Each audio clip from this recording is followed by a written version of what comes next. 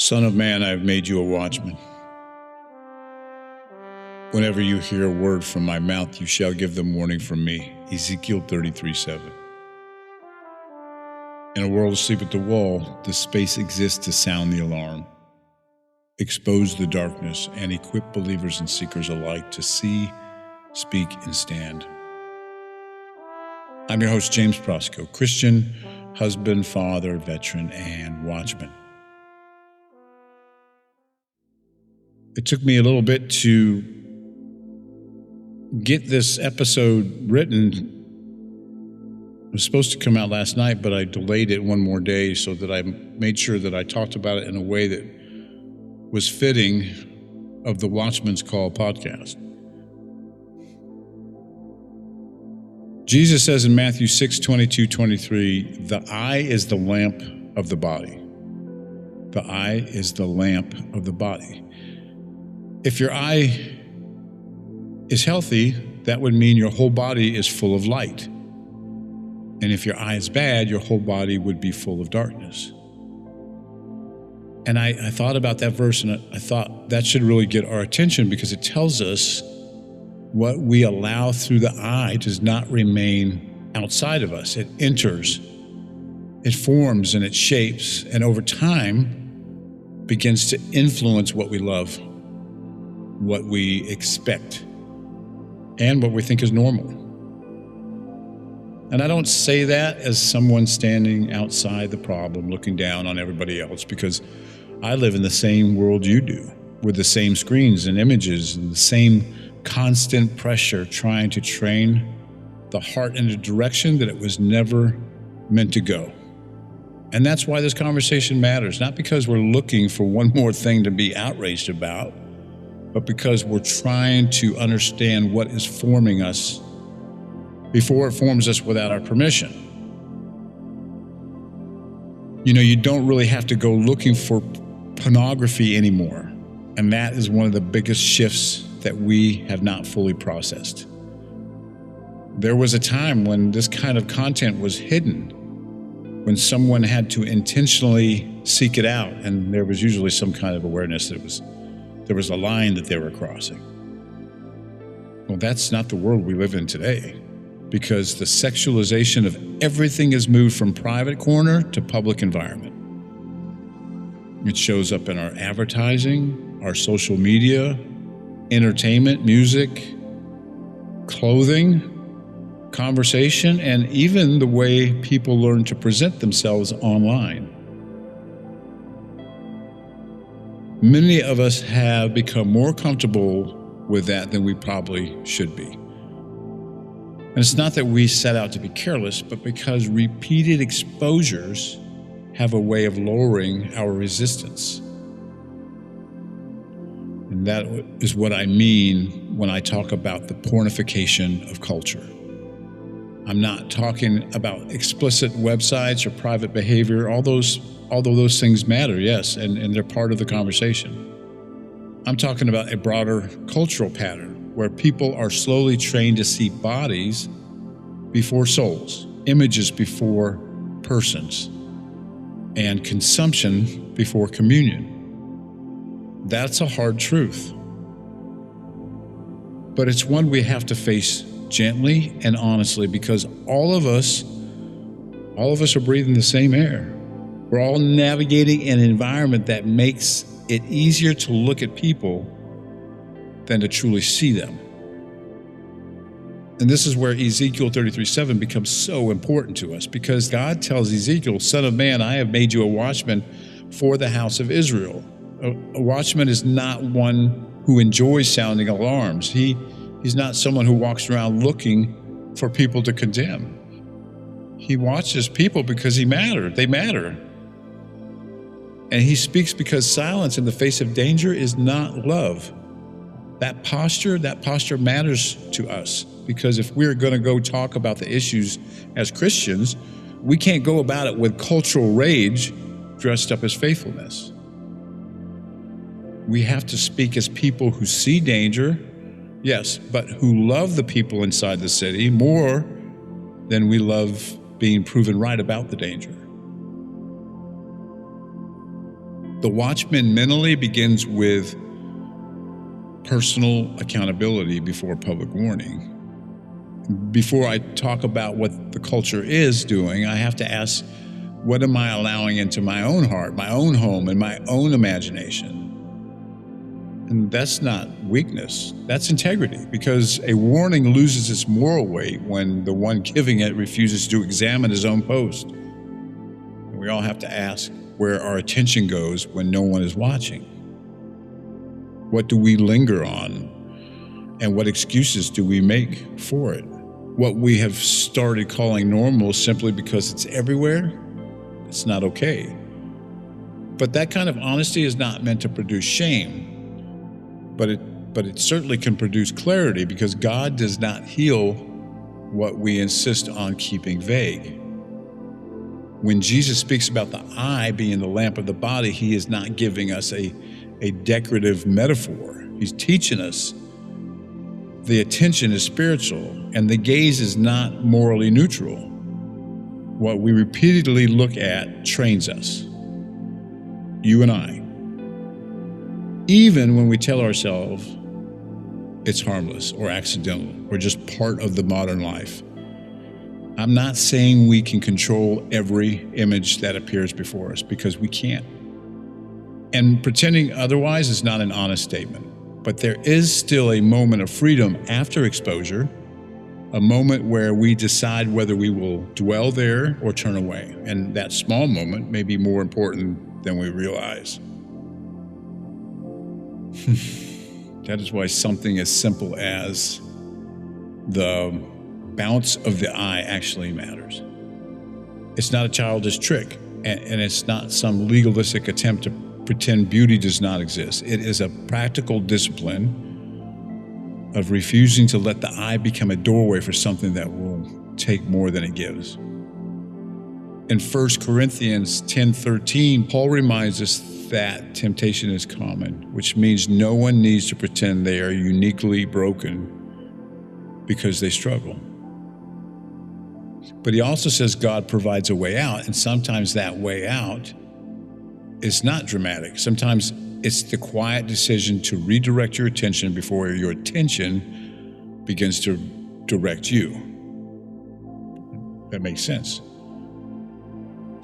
The deeper issue is not only sexual temptation, but human dignity. Pornography, yes, and the pornified mindset that follows from it separates the body from the person and trains us to consume what we're really created to honor.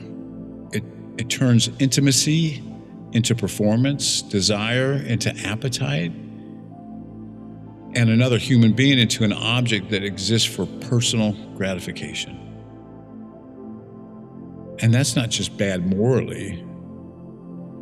It's a bad anthropology, meaning it gives us a false understanding of what a human being is. And if we're Christians, we have to remember that every person is an image bearer of God before they are anything else, including someone's temptation, fantasy, the brand or product. This is why simply saying porn is bad may be true, but often doesn't go far enough. People have heard conclusions before, and many of them already carry some level of guilt, right? If we begin to lecture, we may be saying something true, but we may also be making it harder for someone to be honest.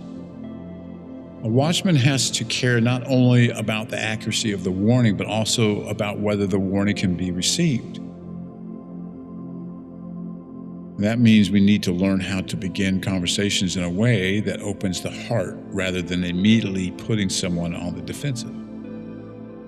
A better way might sound like, have you noticed how sexualized everything feels now, even in places where it doesn't belong? That question doesn't accuse anybody, but it invites them to notice the world they're living in. Another question might be, do you think all this exposure is actually making people more fulfilled, or do you think it's making relationships more complicated? That kind of question allows someone to think without feeling cornered, and it really creates a space for honesty. And when people are given the room to speak, they will often admit that something feels off. And I think we have to talk about exploitation, because if we only talk about sex, we can miss the cruelty underneath the surface. Much of this culture depends on turning people into products and teaching viewers to forget that there's a human life behind the image. That does not mean we speak with disgust towards the people involved, because many are wounded, pressured, trapped, deceived, and searching for worth in a place that cannot give it to them. It means we refuse to participate in a system that profits from the reduction of human beings. And again, we say that not from above people, but from beside them. And this also means Christian community has to become safer and more truthful at the same time. If people believe they will be condemned the moment they admit they're struggling, they're going to stay quiet. And silence almost always makes bondage heavier. But if a community lowers the truth in order to make people comfortable, that doesn't help either, because comfort without truth can't heal us. And what we need are places where someone can say, I'm struggling, and the response is neither shock or softness, but steady love that says we are going to walk toward freedom together. That kind of environment doesn't happen accidentally. It has to be built by people who understand both grace and responsibility.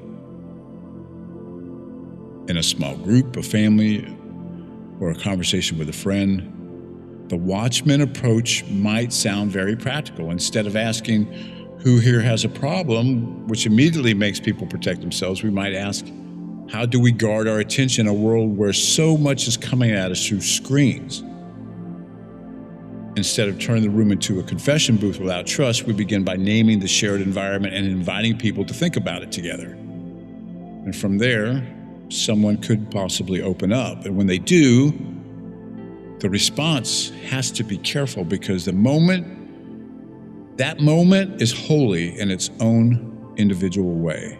If someone entrusts us with honesty, we never crush it with panic or gossip or a quick spiritual answer that makes us feel useful, but leaves that person sitting alone.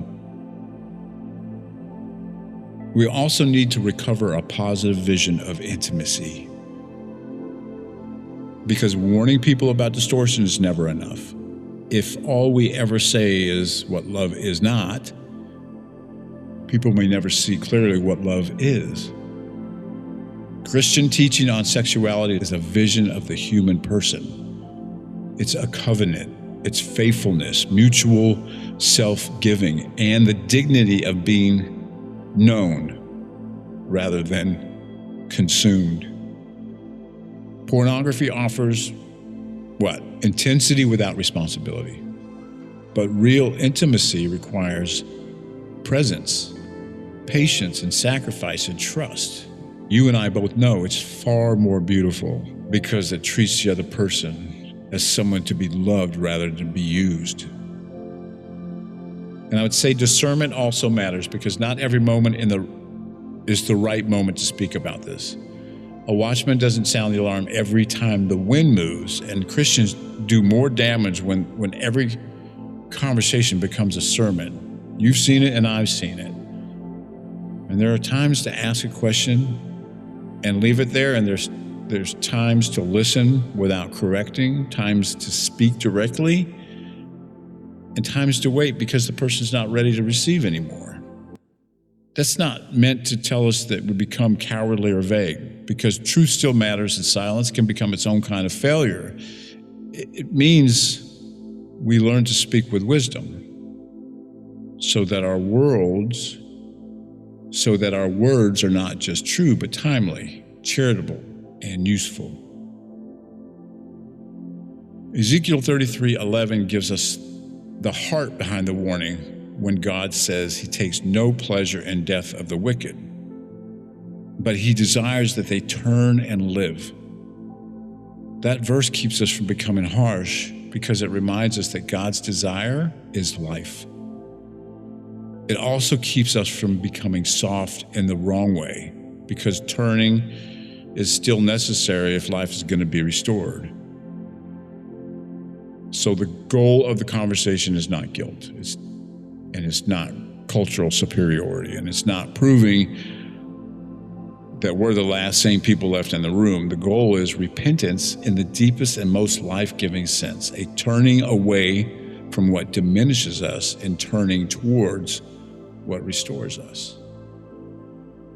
So as we think about pornification of our culture, I don't want to leave us with any kind of panic, but I don't want to leave us with passivity either. I want us to leave more awake, more honest, and more willing to have the kinds of conversations that actually help people move towards life. And that begins in our own hearts, communities, in our own homes, and then extends into the way we speak with people that God has placed around us.